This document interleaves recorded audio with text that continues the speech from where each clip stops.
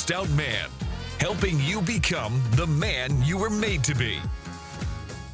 Hey guys, it's Kevin Davis from the Maxed Out Man podcast. This is episode 44, and I'm here with Peter Taunton, who, dude, this is so awesome, but let me read through some of the bio. Peter founded Lift Brands, which you may know as Snap Fitness, grew the company in more than 6,000 franchises worldwide, and in September of 2020, I guess he got bored and decided to start a whole new franchise, which is his fourth, which is Nautical Bowls. And I had to look this up because I always mispronounce it. Acai, right? Acai. Acai. My tongue doesn't always work that well. A new franchise concept, and it looks like it's just going absolutely awesome. Plus, little side note, he was a professional racquetball player for 12 years, which, I'm 50, about to be 51. So if you're younger than 30 and you don't know what racquetball is, it's way cooler and actual exercise, unlike pickleball is now, which pickleball is kind of the new racquetball. But right, dude, I'm so thankful that you took the opportunity to do this. I was telling my wife this morning, I'm like, I can't believe some of the people I get to talk to. Yeah. There's this premise of like surrounding yourself and engaging with people that are in the place that you love to be. Yeah. And hey, Dan, thanks for your kind words, man. I appreciate it. And I love doing this thing. And as I said earlier, look, nothing's off the table. And my goal here is to really share some of my real life experiences. And, being an entrepreneur, I always say being an entrepreneur is easy, but being a successful entrepreneur takes work and a little bit of luck. And obviously, harder you work, the luckier you get. But if I can share some of the road rash that I've had along the way, that's a good thing. Yeah, that's definitely what they say. And I want to give, if you don't mind, I'll give a little bit of context. I think I joked with you. I said, thank you for coming to my coaching session while we record this, because I'm a small business guy. And what's funny is, I don't know, do you remember Q, the sports club back in the 90s? It sounds familiar. I vaguely, it sounds familiar. Yes. It's kind of a regional. Yeah.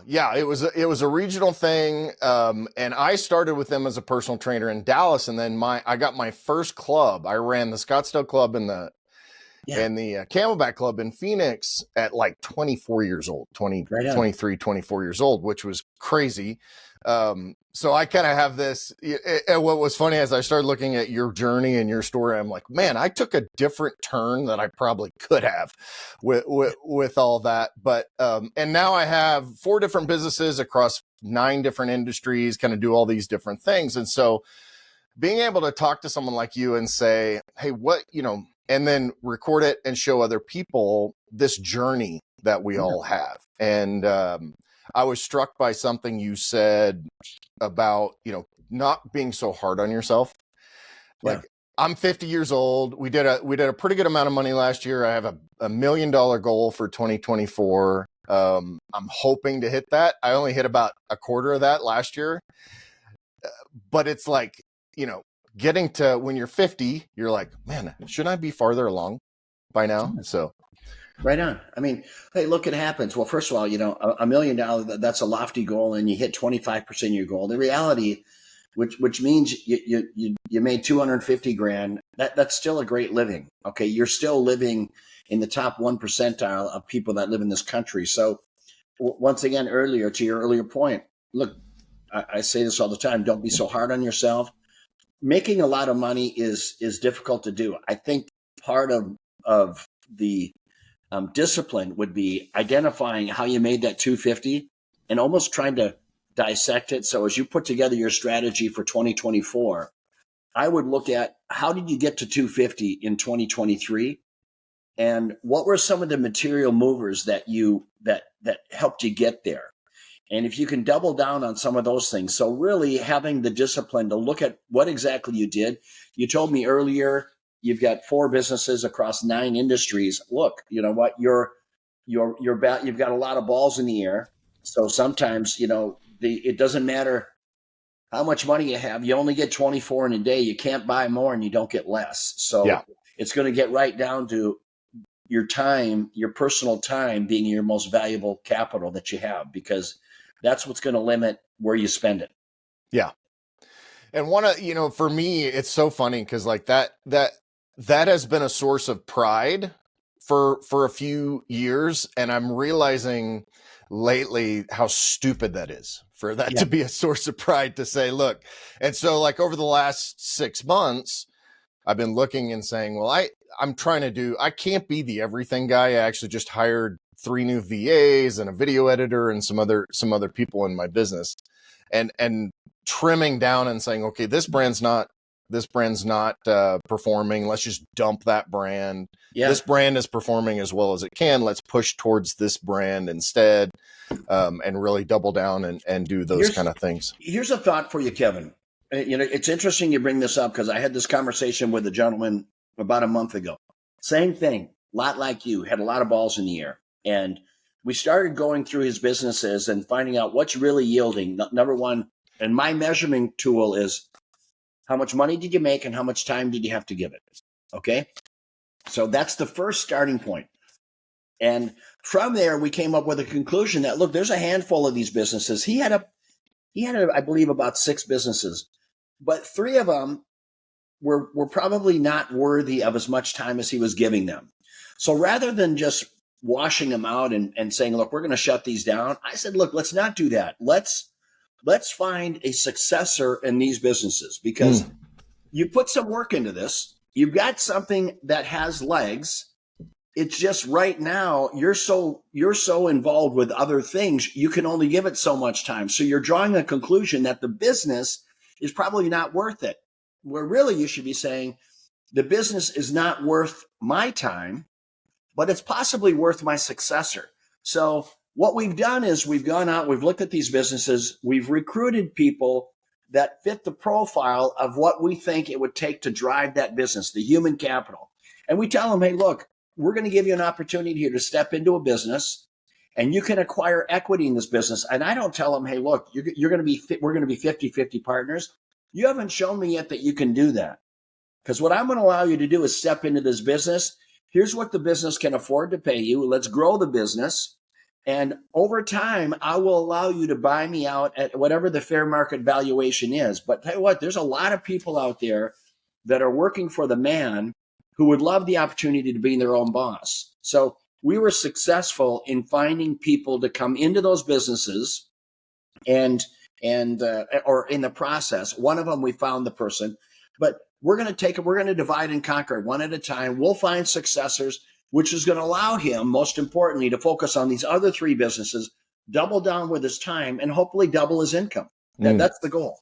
Yeah. Ideally, I would like to be able to sit back with him a year from now. At the end of 2024, he still owns 6 businesses, but 3 of them he's not involved with. He's maybe giving them 1 hour a week of time where he sits down with the person that he's left in charge. There's been a smooth transition. The business is growing. It's up and to the right. So now he's got a business over there that's not taking a lot of his time, but it still looks good in his portfolio. Make sense? Yeah, and I think that's basically the model you used to get your first club, right? If I understand that story correctly. That was the opportunity they gave me. Now the mistake that they made is they said, "Look, Peter, I stepped into a business. This is, my God, I'm 61, so I was like 22 at the time."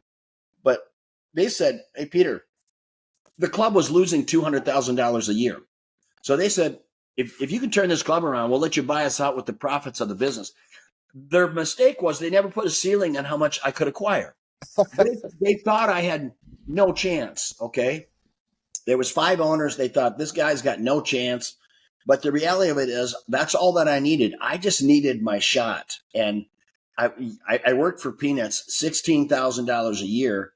And at that time, I was living at home. I couldn't afford anything else. I was living at home, 22 years old. That's kind of embarrassing in its own right today, but I did what I had to do. Okay. And, it worked out. I was able to, over a period of time, I was able to acquire enough equity where I could go to a bank and refinance it. And that's when I really got legs. I went on at that time I did it for 20 years of my life. And I was able to take a club, turn it around, and then go on and build 7 more clubs, of which I sold, some 20 years later. Wow. Yeah. And then obviously Snap Fitness and doing that model and processes. I love what you're talking about, the because I kind of went through this whole process in the last 3 months, Mm-hmm. just going through and saying, okay, this is how much income I got from this business. This is how many hours I spent on this. And then seeing like, okay, on this business, I make, $3,000 an hour. On this business, I make $48 an hour. So like that equation, and to, something that I heard you say before is this whole passion aspect of it, Mm-hmm. right? Like this Maxed Out Man project for me is something that is a passion of mine. And like, it's something I want to do from an altruistic standpoint. Yeah. Obviously there's a monetization aspect of it with supplements and coaching and courses and this podcast and all those things. But at the end of the day, it's like, this is something I really enjoy doing. Do I really want to go push? I've got a patented tool belt for a couple of industries. So do I want to spend the time pushing that brand, or do I want to do something I actually enjoy? Can someone else do that? Right. And you know what? Here's something to think about. I own some companies today that are ancillary or affiliate businesses, meaning I bought a company and I've been hiring a third party, another company to facilitate a certain service for the business of which is that I own. And I look at it and I say, look, I built this business of mine large enough to where I should own that division. Okay. Why am I farming this out? I can create a division that manages the service and support of all of the brands that I have out there, of which I can provide better service at a better price, and I can own it. So I've done that many times. One of the brands I own today, Fitness on Demand, I've got probably close to 3,000 locations of Fitness on Demand. That was birthed out of that mindset. So, the whole idea of virtual exercise inside a health club. And today what I did is I created that. And then I took it, I not only had it inside all of my brands, but when I create that entity, I also go into the open market. I have that in I have it in Marriott hotels. I have it in military bases, college campuses. I have it in hundreds of municipalities and apartment buildings. So I created it for myself, but then I said, look, this thing has legs. I'm going to go ahead and create its own brand and sell it in the open market. And what I want to know a bit more about that. So tell me what Fitness on Demand actually is. Fitness on Demand, look, it was, we started it, we created it, and I tried to, the company that we were doing business with, as it was getting legs, meaning I was putting it into my Snap Fitness clubs, and it was getting, it had legs. The members were embracing it. It worked. And I said, well, I'm paying this company $200 a month for this application. I think I can replicate it. So what I did, I tried to buy that company. They were asking some outlandish number for it. So I went back to my technical team and said, look, what would it take for us to build this ourselves? And that's the path we went down. It took us about 1.5 years to build it, produce it, and have the hardware and everything. But then we rolled it out and we became a viable competitor against them, because immediately once we had our product, we inserted it in all of our clubs. So we started, at the time I probably had 1,000 locations, but when you can launch something and then put it into 1,000 locations, you've got immediate traction. Yeah. Right. You've got immediate cash flow. And keep in mind the administrative infrastructure. I had one, world headquarters, if you will. And in that office was the Fitness on Demand division. I had a Fitness on Demand division. I had an IT division. I had an accounting division, legal division. So when I would go out and acquire different brands, I would roll it right in and let my legal team and accounting team, I didn't have to replicate all this expensive admin human capital. And that's the beauty of creating an organization that's vertically integrated. And that's something that I try to specialize in. And because then you basically have a team that can do all of those things, right? Like whether it's this brand or this brand or this brand, that team can interact with every brand. You don't have just all right, here's a bunch of fitness management people that work on this thing. Here's a bunch of franchise people, No question, Kevin. And that's part of being successful is hiring the right human capital, but then being able to, I look at myself as kind of a head coach. I got to make sure that everyone knows that they stay in their lane. They focus on their task. Okay. For me, I need to know everyone's position. Okay. If I'm the head coach of a football team, I need to know everyone's position, almost like a quarterback. A quarterback needs to know the positions of everyone on the offense. All right. I'm the same way. I need to know what are the responsibilities of everyone. If I'm with my programmers, I don't need to know how to sling code, but I need to know how to project manage. I need to know how to visualize what it is I'm trying to accomplish for the end user.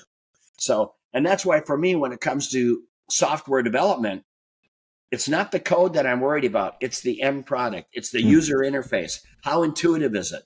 And if I can articulate a narrative that the developer can understand, that's what keeps these projects near the center line, and the end result looks so much better. And what, I don't know if you manage your own LinkedIn. I'm assuming you do, but I was struck that I got on there and like, here's kind of this coupon-y post about your Nautical Bowls brand. And I'm like, Yeah. that's pretty cool that the CEO of the company is, because you have some inspirational content and that kind of thing, but how do you decide, with limited time, just as a person, like you said, as a CEO, you seem to be, to me, so many large, successful CEOs and owners of companies are not as directly involved in kind of the nitty gritty day to day. And like you said, you're not doing code, but you're involved in that. How do you decide how to navigate that? Well, it's having an understanding of what are the material movers. Now, today, when it comes to my social media, I have a couple of people that work for me. So here's what I approve. My routine is I approve the content. Okay. I approve the content that's on it. In most cases, sometimes if they've had something and they've ran it before, they ran it a while ago, but it was good content, it was a good soundbite, they can rerun those things without getting my approval again. Okay. But for the most part, the podcasts and things that I do, the sound bites that I pull, that I look at all of those things. The couponing things like you see with Nautical Bowls, that would just be my social media piece. You know what I mean?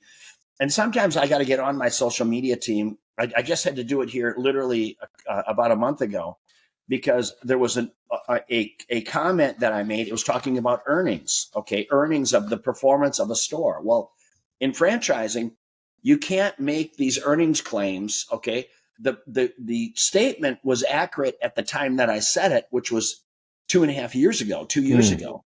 But you can't take that same soundbite and put it out there today because somebody's going to say, hey, wait a minute. He says that I can make 20% on my money. Hey, look, no, that's not the case. That was relevant. That was accurate at the time. But today, as you know, the business environment, it changes the dynamics. I mean, today we're dealing with a lot out there right now.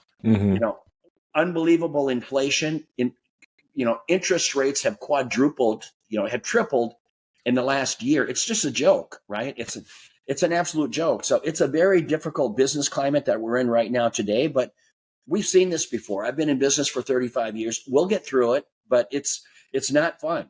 That's for sure.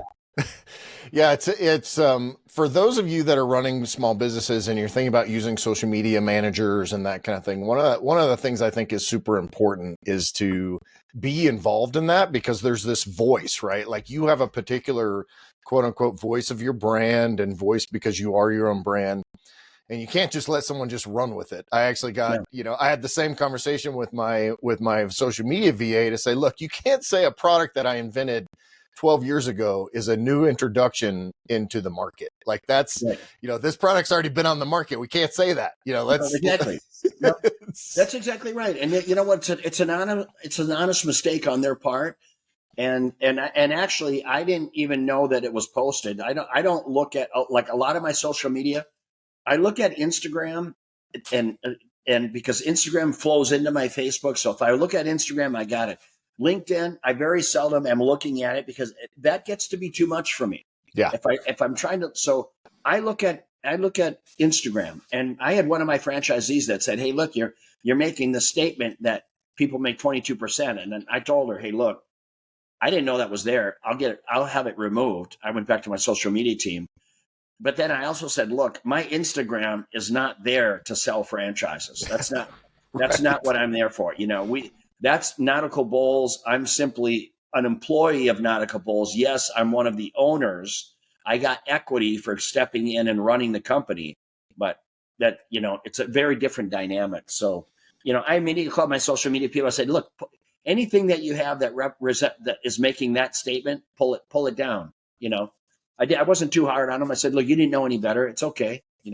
But Yeah, because to them it becomes kind of like a marketing bullet point, but realizing yeah, that it's yeah. And it was just, the image was there, but it was written in the text underneath it. So you had to click on more to get the soundbite that I was against. And the soundbite that I was against was, once again, making an earnings claim that was relevant at the time that we made the statement. But as you know, in social media, people recycle social media, and it is what it is. I've with that said, I've never had anyone come and buy a franchise from me that said, "Yeah, I saw your post on social media." That's never happened. Yeah. It's they may be attracted to you as a person, as a brand, and as a coach, but not necessarily like, hey, I think I'm going to go invest, a few $100,000 based on this Instagram post, right? Yeah. Now, most of the people that follow me that are my franchisees do it after they become a franchisee. You know what I mean? Because maybe they hear something and they start to learn more about what I'm about. For me, I'm a fairly consistent opinion. I have my opinions, right? I have my opinions about, politics. I'm a bit of a patriot. I'm a bit of a cowboy. And, I love the fact that there's opportunity out here, but there's certain things that are going on in this country today that drive me crazy. This whole transgender bullshit drives me crazy. Hey, look, you wake up one morning and you want to identify as a woman, you knock yourself out. Hey, dude, be a woman, be whatever you want, but don't push your beliefs on me. Don't make me compromise how I'm rolling every day. I think you're born a man or a woman. Look, you know what I mean? You're born with a penis, you're a dude. Sorry. You're born with a vagina, you're a woman. Sorry. You can behave like one or the other, but just don't push that on me. And for God's sake, don't push it on my children.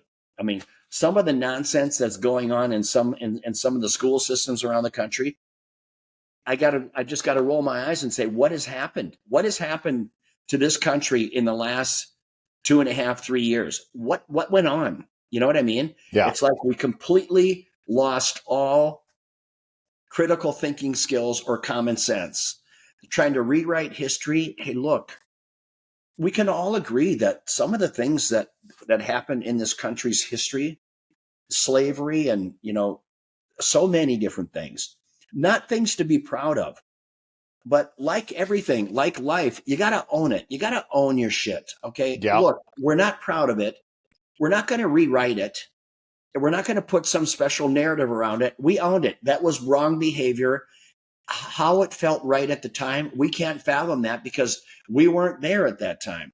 But this whole idea of rewriting, or this whole idea of trying to rewrite history, burn books, change people's belief, go down this other rabbit hole that doesn't make any sense. I don't get it personally. Yeah, it's like we said before, I think I did the intros, like we're living in a South Park or Family Guy or SNL skit kind of thing. I keep waiting and I'm hoping it's in the next election. I'm hoping we can get Crazy Joe out of there and all of his cronies and literally just try to claw our way back to some place of normalcy, some place of balance where we can put people back to work, where we can push interest rates down and this inflation down. I mean, it's absolutely crippling this country. How about border controls? You know what I mean? And I'm glad that the liberals are getting, some of the liberal states out there are getting a double dose of what no border control actually means. Here's it was great when it was only Texas and some other border states that were having to deal with the wrath of that. But look, you got to have it. And I don't think there's any person in this country that is against people migrating into the United States, but follow the process. Okay. I mean, you shouldn't be able to live in Europe, fly to Mexico, and then cross the border and you're immediately a U.S. citizen. To me, that just is wrong on so many different levels. I don't get it. I honestly, I don't get it. I don't get the logic behind it. And some of these people that think everybody who walks into this country deserves health care, a home, and a check every week. Look at what it's doing. You're seeing some of these states out there that are the people, the citizens of the communities are saying, look, enough. We got to take care of our own. We are living in poverty. You are taking away our parks and you're making them temporary housing for these immigrants that are coming in. Look, this is not sustainable. We got to do something. Yeah. And, fortunately it's hopefully getting to a place, but it's too bad that it had to get to this place before people are starting to get some action. And the only reason it's getting movement is because the liberals are getting 2 scoops of their nonsense and it's come home to roost on their doorstep. And now they're thinking, hey, wait a minute, we got to do something. Yeah, I saw a thing with, I don't know if you saw the deal where AOC is trying to, which I mean, I can't believe that, and I don't want to, this isn't a political podcast, but I love these kind of discussions, but I mean, they're real. Yeah, I mean, she was trying to do this speech in New York City and just absolutely got blasted by a crowd of people, basically saying, and she's pretending like it's no big deal and the sanctuary city idea is fine. And right. It's nonsense. It's nonsense. You can't make any sense of it. And, that's about as crazy as Biden saying that our country is better today than it was in the Trump era. Hey, look. Trump, he had his own issues. Okay. He was hard to be around. He was cantankerous. It was his way or no way. He was a little bit immature as a political candidate, president. But he said, hey, look, I'm not a politician. So we kind of knew what we were getting. And thank God we got him because he righted the ship in so many different ways. And you can see just how quickly you can fall if you get somebody that's extreme on the other side. And when Biden stands up to today and says that the country is better today than it was in the Trump era, I literally have to question his just common sense. And, he's just not coherent. He's not aware of what's going on in this country today. He doesn't get it. He doesn't have his hand on the pulse of the people. And it's unfortunate. The people that have grown accustomed to getting handouts, lack ambition. Those people, they love the Biden era. They love all that and all the nonsense that goes with it.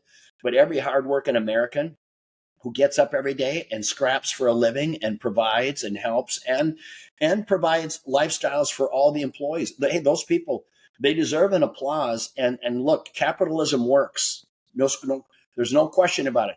Capitalism works, but you can't cripple it by high interest rates and, handcuffing them every time you turn around. Just doesn't work.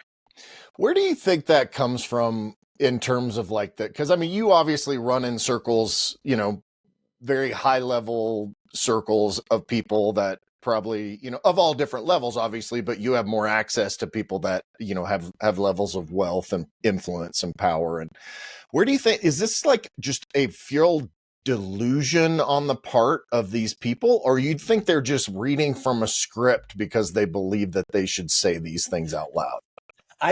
This is, it's a great question, Kevin. And one of the things I wish that they would invoke is term limits. If you put term limits in for every freaking politician out there, you would get away from these lifetime politicians. Okay. Tell you what, good luck getting term limits put in. Yeah. Because you got the fox watching the hen house. Why would they ever vote themselves out of a job where they have the ability to go in, sit down every 2 to 4 years, get reelected, get pensions and all kinds of benefits that come with it? It just doesn't, it doesn't make any sense. Plus good stock tips. No, yeah, exactly. Right. I mean, so I don't know the short answer to it. I think people that are out there just working, here's the problem. I think a lot of self-made people, a lot of, they tend to be conservative.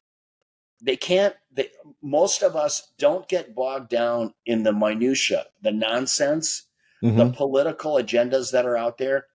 It's very difficult to do because we just get up every day and focus on grinding our business. If we try to get politically involved, and it's probably the right thing to do because that's truly the epitome of serving your country.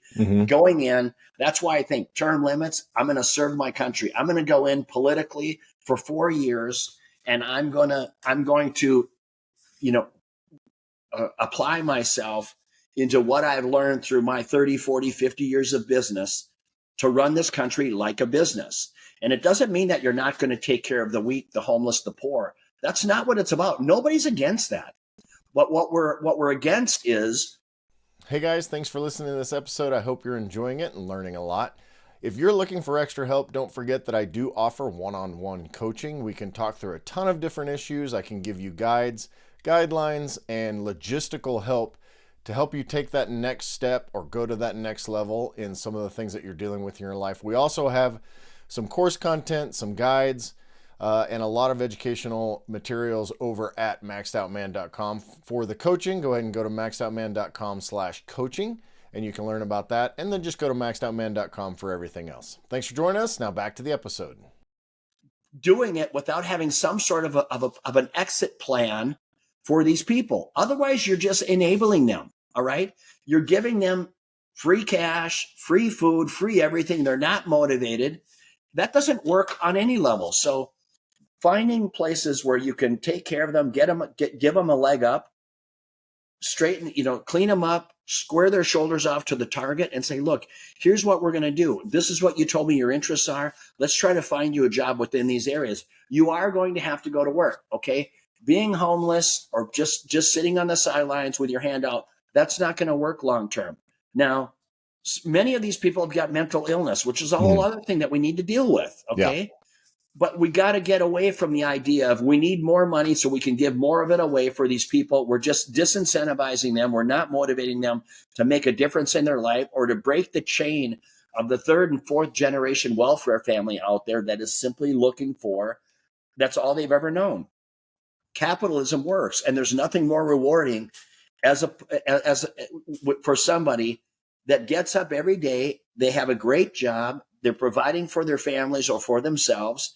They've got great self-esteem. They're actually doing something. They're contributing. They're part of society. That's what I hope everyone has a chance to experience. Not everybody's got to be a multimillionaire. Just getting up and being in the game is a great accomplishment that we shouldn't take lightly. Yeah, 100%. And what's ironic is that we are giving, as these, the illegal aliens or the migrants or whatever you want to call them, that, they love to call them refugees, which is a little bit of a stretch. But I would assume that most of those people are looking for a better life and wanting to work for it, right? Like but there should be a path to do it. We're handing them iPhones and saying, here, you get this and here's your stipend. And, somebody showed this video of the facilities with Xboxes and all this kind of weird, crazy stuff.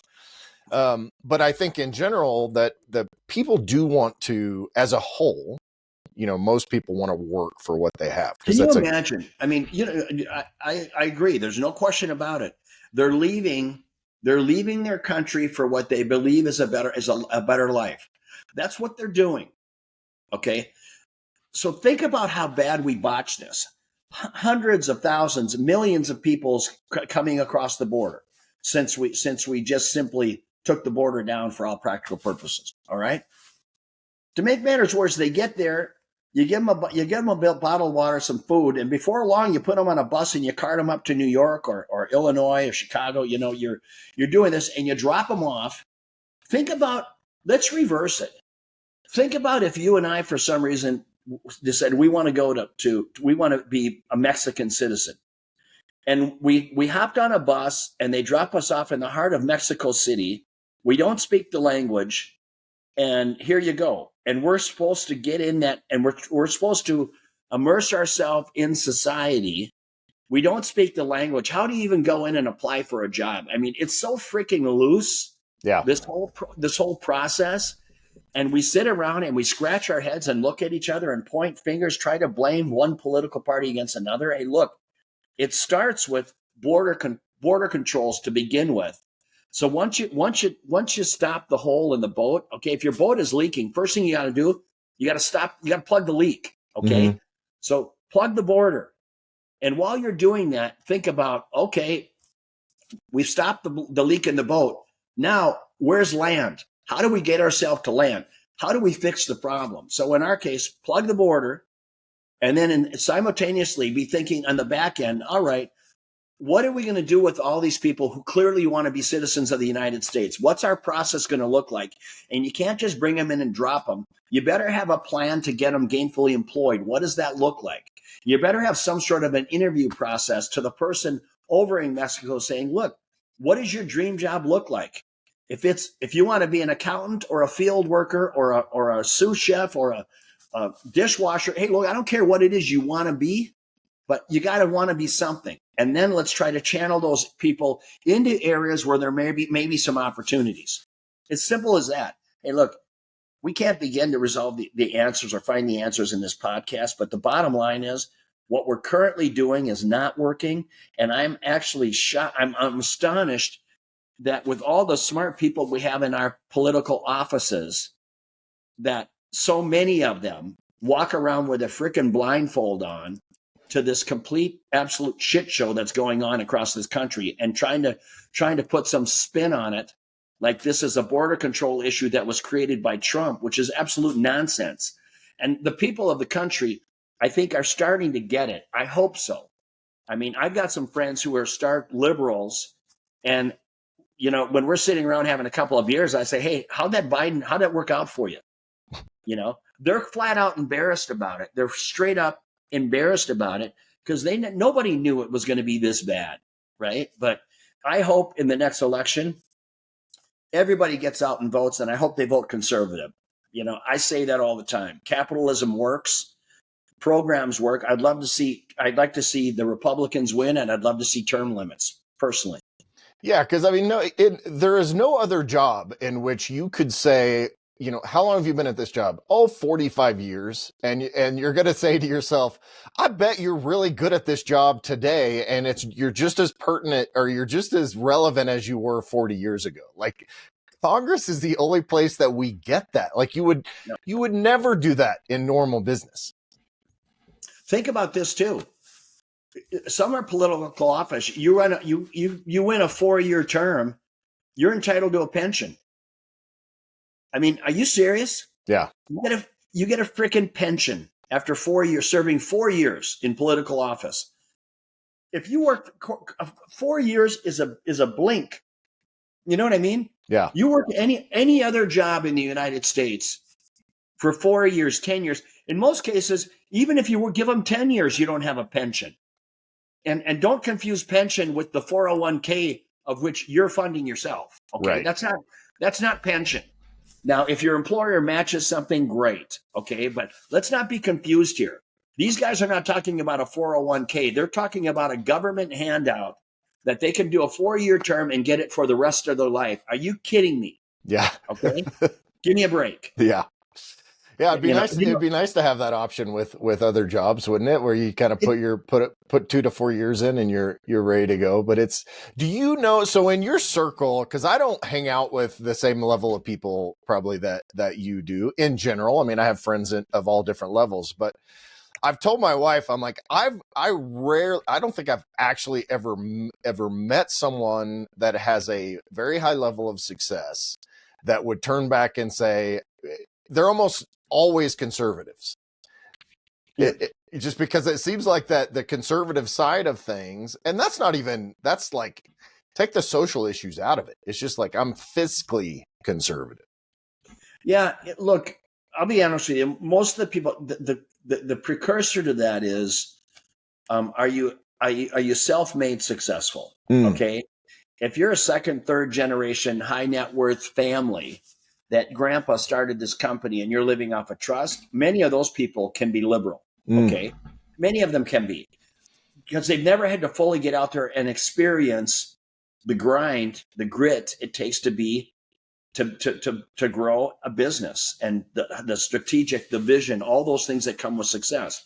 Not all of them, but many of the ones that I know who are liberal, that's where they came from. Most of my friends are conservative. Okay. And even those friends of mine who are trust fund babies, they are conservative today because they realize that it was capitalism at its finest that gave them the platform, or their grandfather's platform, to do the amazing things that they did. And they understand that. And here's a bad rap that many people get. People that are very wealthy and that are conservative, they're also very generous. Okay. People think, oh, they don't like these social programs. Nonsense. Every single person I know that is highly successful and a conservative, they're all about giving back and giving people a leg up. What they're against is people that have no sense of ambition. In other words, they have no intent of getting out of where they are. Okay. So let's just quit trying to put a fancy wrapper on it. What they like is a handout. And once they're done, once they've spent your handout, they're back with their handout again. Okay. That's not what this country is built on. Why should the people, the working class, have to carry the load for these people that love the idea of just getting handouts? It's just fundamentally not right. So when you start spinning it like that, you get some liberals who say, oh, Peter, you're insensitive. Bullshit. I'm all about helping that. Don't talk to me about the mom who's been abandoned by her deadbeat husband and she's saddled with 3 kids and she's trying to make ends meet. Hey, look, I want to help her all day long, and as do most people, okay? But what I'm against is that woman who's sitting at home there who's getting knocked up every year and a half because she's not on birth control. She's got 6 kids. And look, there's got to be a better way. There's got to be a better plan for her. Yeah, because it seems like to me, and it's interesting. I follow, obviously we've got Black Lives Matter and all this different stuff, but I follow a lot of conservative Black influencers who are very adamant about speaking out against their own community. And this isn't a race issue, but it's there's an entitlement thing that I think that we have in the country that is really. Yeah. I hate entitlement. I'm just not like. Yeah. Like you work your ass off, build what you have, take the failures as they come, but continue to do it. And I think it's a God-given desire to be productive. Yeah, and don't you love it? Don't you love it, Kevin, when you see someone like Candace Owens as an example? Yeah. Okay, this Black woman, outspoken, conservative, right? Hardworking, and she's like headed. She's headed with this victim mentality that so many people put, not just Blacks, whites, Blacks, Hispanic, who cares what color you are, what race you are, but she's completely over this victim mindset. And she's saying, look, you have the same opportunity as I had. And it's what you chose to do with that opportunity. So quit trying to blame everyone. I always say, hey, I'm sorry your mother burnt your birthday cake. Get over it and get in the game. Right? Yeah, my kids, I think, are about the same age as yours, a little bit younger, 26 or 25 and just turned 20, or 26 and 25, 24. I can't remember. I'm going to get in trouble for this podcast. But both of them are very, very hard workers and have always really pushed to make that. And people will say, well, yeah, but they grew up in upper middle class, white America. And so they had way more opportunities, which may be true. Maybe, me being self-employed and an entrepreneur and showing them what that path can look like. What's ironic is that one of them actually is a homemaker, which is fine. And then I have another one. My youngest is a paramedic in Atlanta. So they both took completely different paths than I did. But they've always had that work ethic, right? Like my kids, the oldest one especially, she would live in her car. And actually, I think she did for a couple of weeks before she would ask me for money. Yeah. Hey, look, you know what? Hey, guys, thanks for listening to this episode. I hope you're enjoying it and learning a lot. If you're looking for extra help, don't forget that I do offer one-on-one coaching. We can talk through a ton of different issues. I can give you guides, guidelines, and logistical help to help you take that next step or go to that next level in some of the things that you're dealing with in your life. We also have some course content, some guides, and a lot of educational materials over at maxedoutman.com. For the coaching, go ahead and go to maxedoutman.com/coaching, and you can learn about that. And then just go to maxedoutman.com for everything else. Thanks for joining us. Now back to the episode. I mean, it's great. Here's what our kids had. Our kids had a front row seat to seeing what ambition and what the American dream can look and feel like. All right. I mean, for me, I saw that every day of my dad. My dad got up when it was dark, and he came home when it was dark. And he worked at his small grocery store in that little rural community that I grew up in. So I saw, and when I was at work, when I went, I was able to sell popcorn in front of his grocery store when I was about 8 years old. And I witnessed my dad putting himself above nothing. I mean, sometimes you'd see him at the checkout stand working the register. Sometimes he'd be bagging groceries, carrying out groceries, shoveling the sidewalk, doing the scheduling, time cards, doing payroll. Hey, look, he did everything he needed to do. It was his business, and he put himself above nothing. And when you do that, generally speaking, your employees, they appreciate you. And when they know that you will walk on fire for them, you get a sense of loyalty, and you get a higher commitment from your employees because they know that you're all in this together. And that mentality, that mindset rears its head across many companies and many success stories across this country. Yeah, I always have to laugh because when I was running the health club, it was about 48,000 square feet. I was at the Scottsdale Club, which we did about 5,000 workouts a day. Busy club in Scottsdale, but about 40% of my salary was how clean the club was. Like, we would open treadmills and pull weights off and, out of the selectorized machines and all that. But like, I spent probably 25 to 40% of my time with a freaking backpack vacuum cleaner or the floor buffer for the terrazzo we had in the lobby or whatever. Yep. And so I knew how to do all that. And I showed my employees how to do that and showing them that, look, huge. I'm the boss, but I'm your coworker here. Right. Yeah. It's and instilling the importance of the guest experience. It's true in everything. You sold them a membership. As you know, in health club business, you got to find them, you got to sell them, and you got to keep them. Okay. And, those are the three things you got to be thinking about. And if your club becomes dirty or run down, the equipment's not working, people have no reason to stay anymore. And especially when you're in such a competitive market, the bar is raised very high. If you're going to play at a high level, you got to do high level things, which means you're paying attention to the details. Yeah, it drives me crazy when I go into health clubs. Like, one of the big things for us is, if a bench or something started to wear on the vinyl, that thing was pulled out. While it usually only took a couple of days to fix, but we're not leaving it on the floor while it's being fixed, and it drives me crazy. You lay on a bench and that it's got that crack down the middle of it, or And that's like a $30 fix. It's not even that expensive to fix that. We did the same thing. That we just, it was just for my own, and maybe it was my OCD, but my clubs were always tight. We were always painting, we were always reupholstering, we were always laying carpet.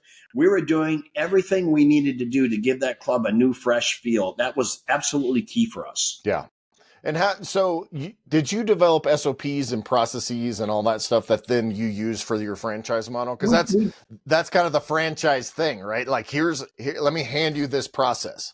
Yeah, I mean, we did, and every single department within our company had those standard operating procedures, and they would be a live, living document. We're changing them accordingly as the industry would evolve and pivot, and expectations would arise, whatever we had to do. But no question. And keep in mind, back in those days, it was all done on spreadsheets and punch lists. You didn't have all this electronic, digital information that you could access, which is just fine. Look, Excel spreadsheets and punch lists and things, like, it works. The bottom line, you're either paying attention to what's going on.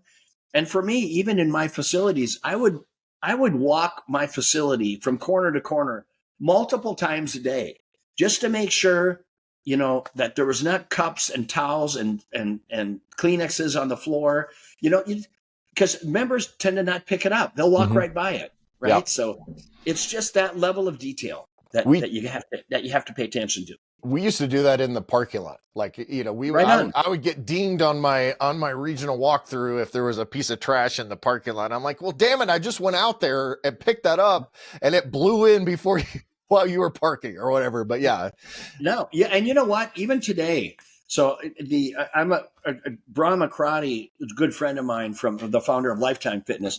And even when I'm walking into one of his gyms, if I see a can in the parking lot, like just kind of like blowing across the parking lot, like a tumbleweed, and it's in my walking path, I'll pick it up and I'll throw it in the dump. I'll throw it in the trash can as I walk into the store.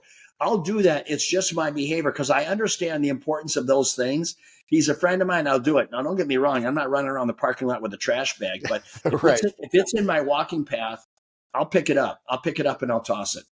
Yeah, which is, I mean, you understand that user experience, and honestly, that's just kind of being a good human, right? Like picking up stuff off the ground, putting grocery carts away, which people is like, I saw this meme the other day. It's like, this is the quintessential test of if whether or not you're a piece of crap.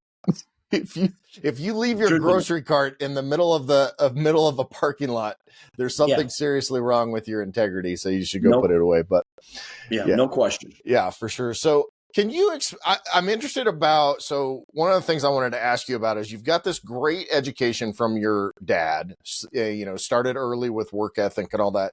What did you do as a father to kind of keep that legacy of work ethic, integrity, entrepreneurship going as you have older kids? Are they boy, girl, two boys, or boy, girl, boy? Okay.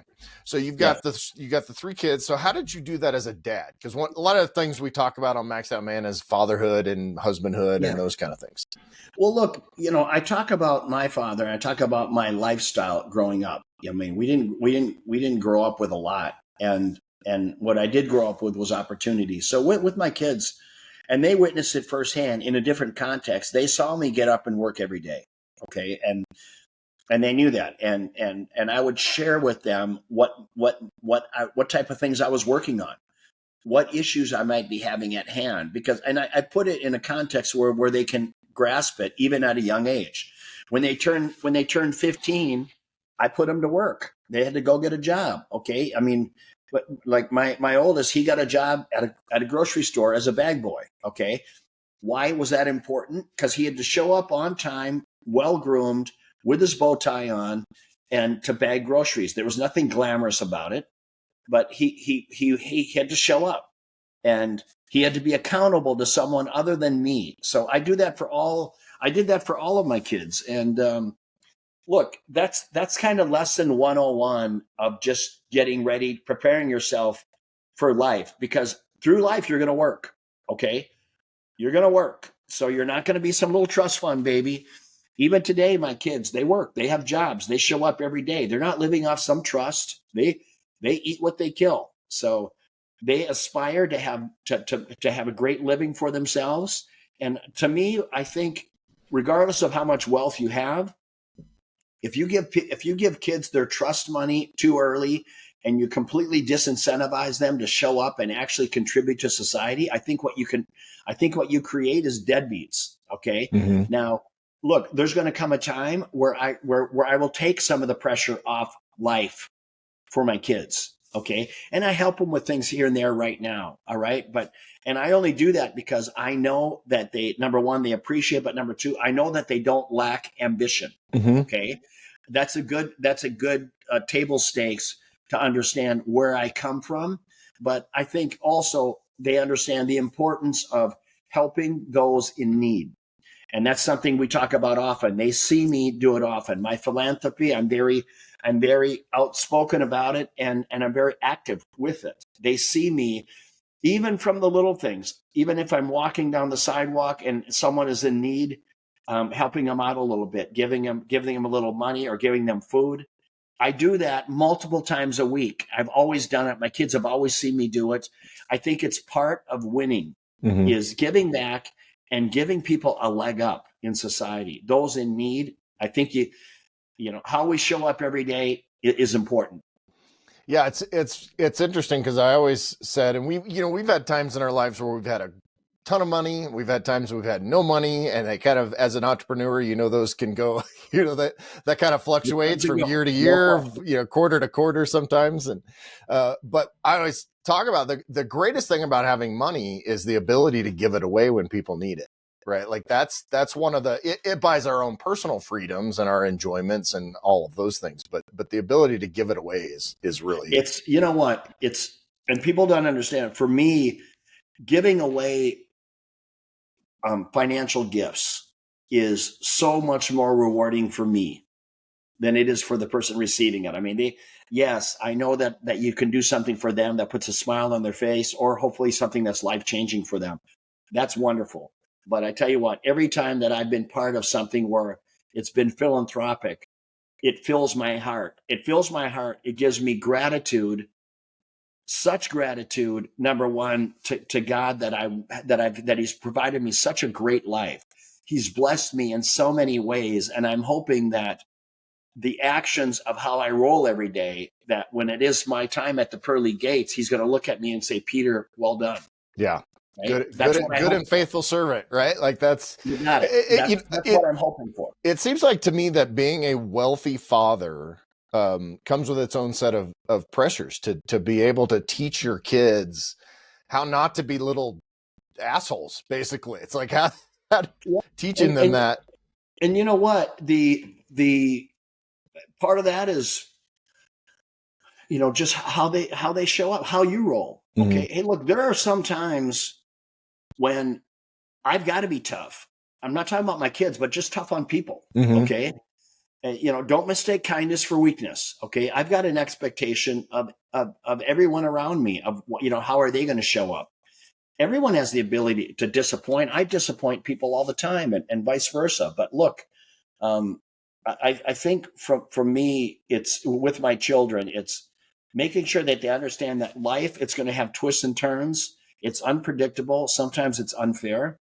And every time that you have one of those moments where you feel like you're the victim, you can't let it completely, blind. You feel like you're blindsided. You can't let it completely rock your world. You got to get up and say, look, you know what? My dad told me about, there would be moments like this, and I'm going to brush myself off, and I'm just going to persevere. I'm going to keep pressing forward. Now, if it's something that you did behaviorally that gave you that result, now you need to reflect. Okay, that didn't work out for me. Okay, I did this or I did that. I was being unfair. I was looking at it from the wrong perspective. That's part of growing up.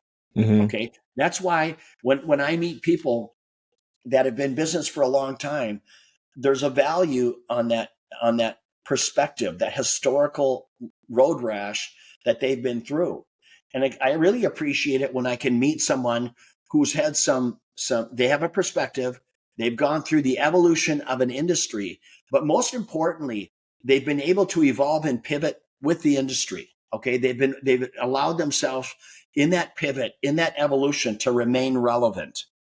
It's a mouthful there. And not everyone can do it well. Some people can't evolve. They become irrelevant. Their business starts spiraling, and they're looking for a way to pivot out of the business. And I deal with a lot of companies like that, helping them try to pivot out and become relevant again.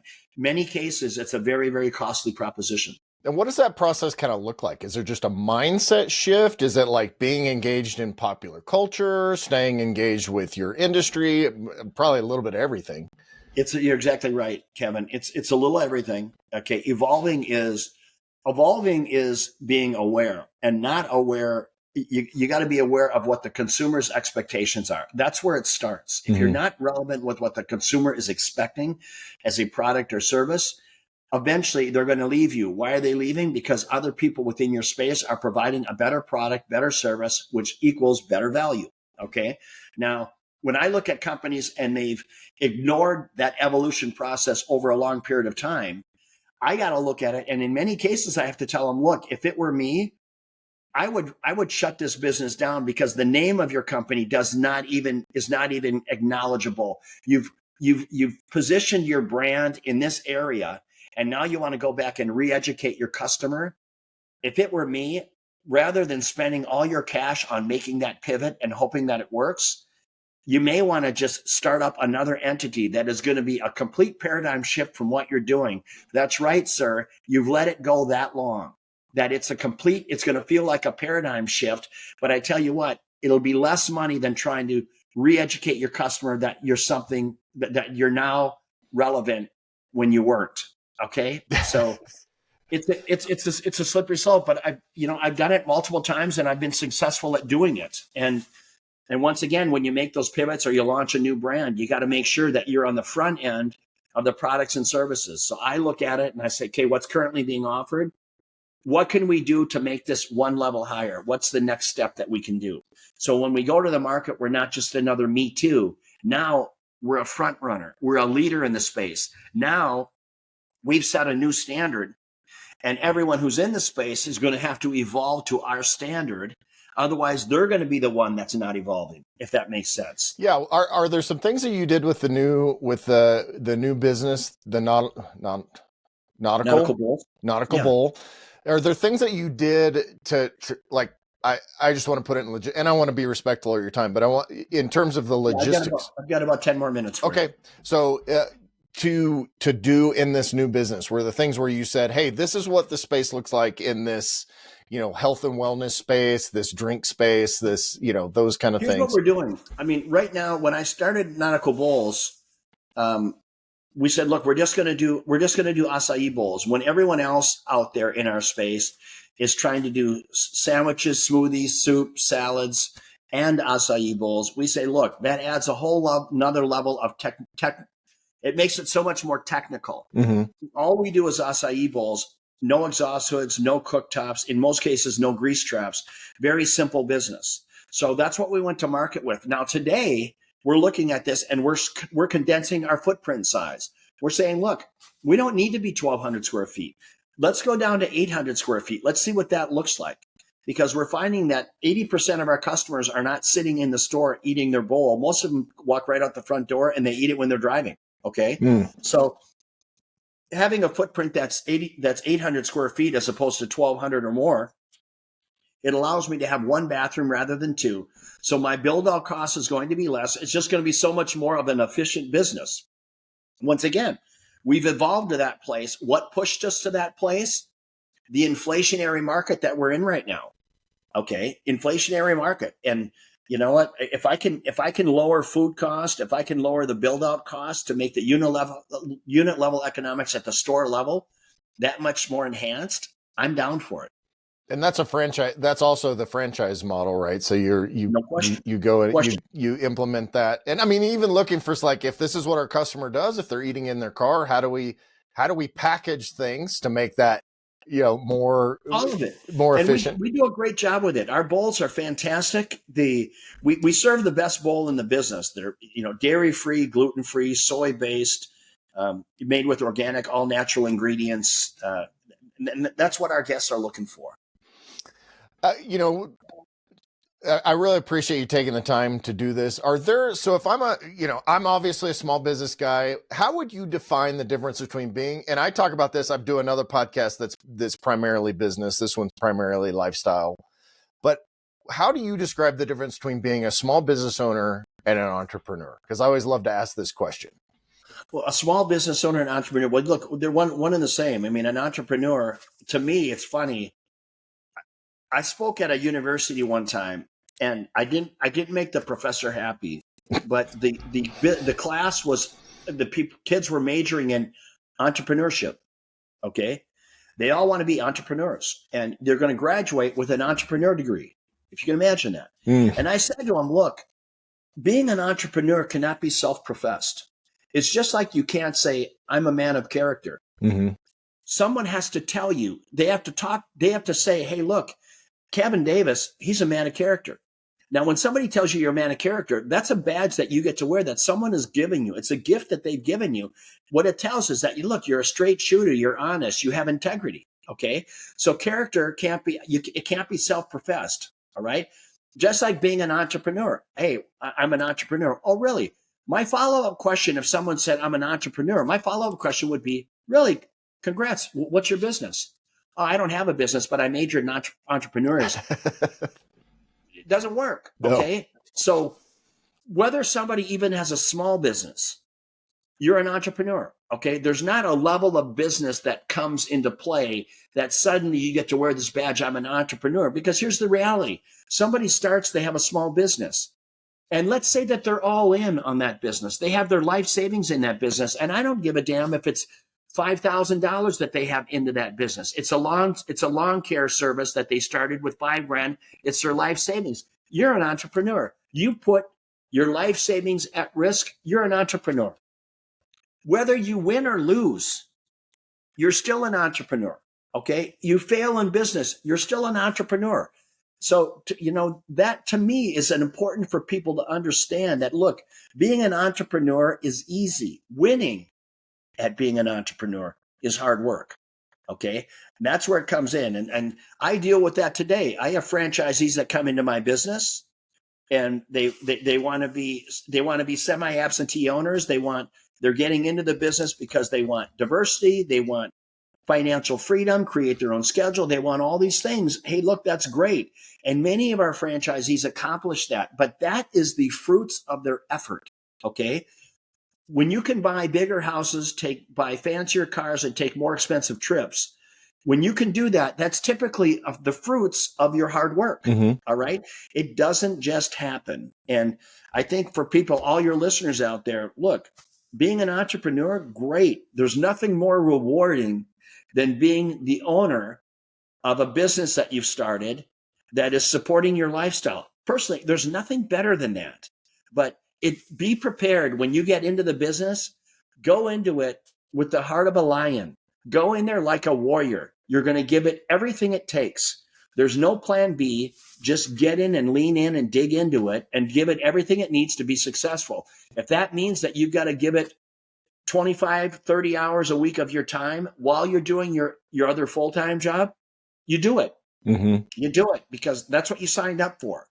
But you know what? Hopefully by putting in that kind of effort, you can work your way out of a hole and you can have a growing, thriving business, and that's rewarding. Yeah, and be able to kind of take the ups and downs, right? You get that text, the low balance alert on your checking account, right? Like that's and then realize, oh wait, I can do this, I can move this, I can, I need to sell another grand today or whatever. Yeah. All those hard things. Going back to your landlord, hey, I need some relief.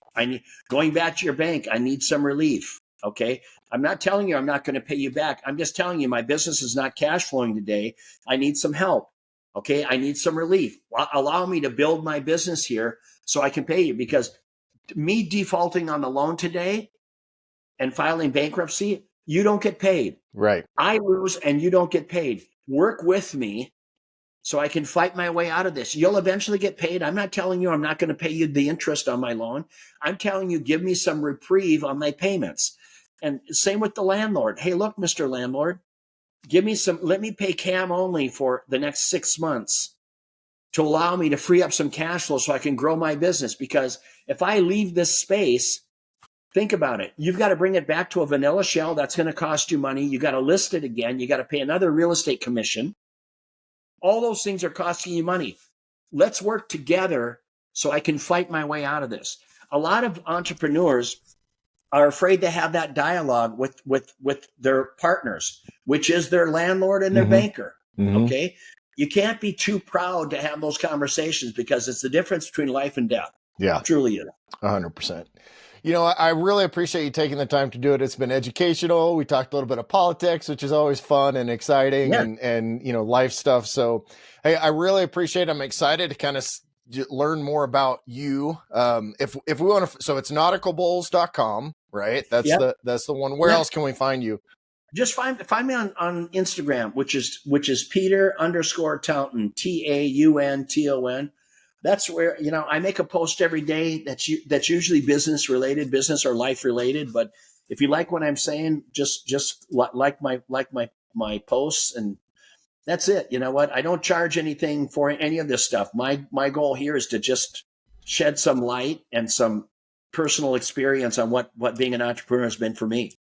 Awesome. Well, thanks so much, Peter. Hey, my pleasure, Kevin. If you're looking to really maximize your life and become the man you were made to be, head over to maxedoutman.com and get your journey started today.